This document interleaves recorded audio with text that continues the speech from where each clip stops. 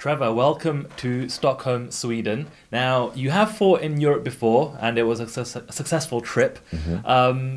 Why did you decide to come back? Was this the fight that they offered you, the first one, or was it an actual kind of bucket list thing for you to come back to Europe and fight here again? I was definitely on my list, but I wasn't, picking and choosing location. It was a good opponent, and they needed a replacement for what I think it was Magnus Sedenblad had to back out of the fight, so they offered me Camozzi, and I guess it didn't really matter where, but it was a perk to come back here to Europe and fight in Stockholm for sure. Fair play to you. So when that kind of happens, when you get a replacement or a short notice fight, what kind of decision making process is involved? Is it an instant yes, or do you have to think about it, talk to your trainers and coaches? It's usually more of an instant yes, but I always run it through my coaches and trainers. I've learned in the past that they don't like it if you just jump up and take the fight right away.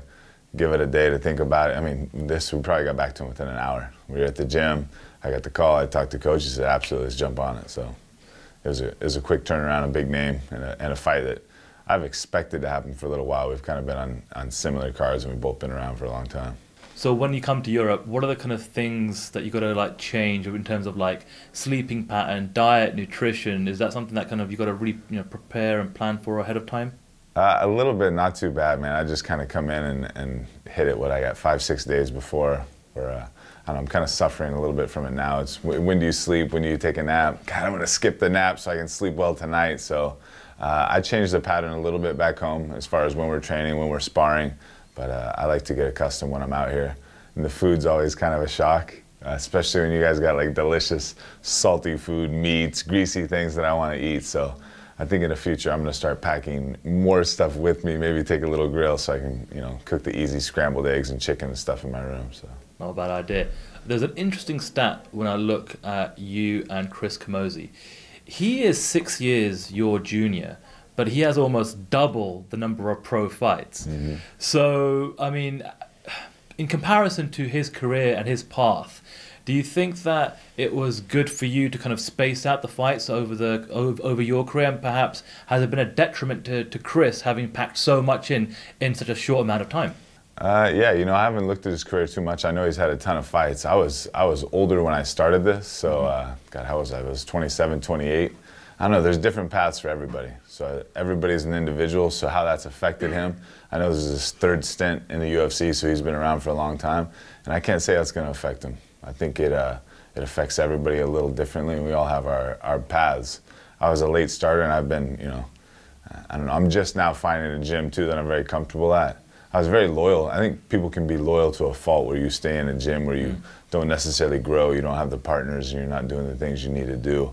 And I've made sure I've tried to make that transition over the last 2-3 years down to Arizona Combat, where I have a little better room, I'm learning a little bit more, and I'm applying myself. So I may have been doing it a little while and not taking as many fights, but I've also, over the last 2 years, been learning a ton. So everybody's got their own path. You're going to meet different people along the way, and I'm happy with where I'm at, and we're going to see, I guess, how those match up on Sunday.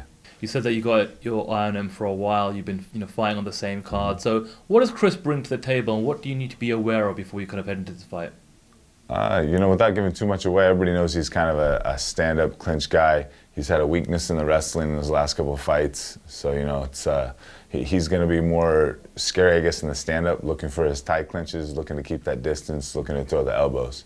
So the thing for me is going to be to neutralize that stand-up, make sure he can't get those knees and elbows off, and play at his range, and impose my game plan more than let him have time to do his thing.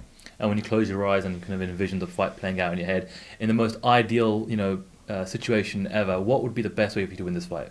Oh man, I can't give you all that. I'm sure he's going to listen to this. He's going to be hoping, but I'm sure people see it in their head. The best thing is going to be to beat him up, be smart about the way I engage, and put him on the ground, beat him up, get him tired, and see what he wants to give me. The way I see it playing out is being able to actually utilize some striking to get him, because he can get hit as well. So we're going to see. To land some punches, do some damage, get him on the ground, wear him out, look for the submission, look to finish the fight.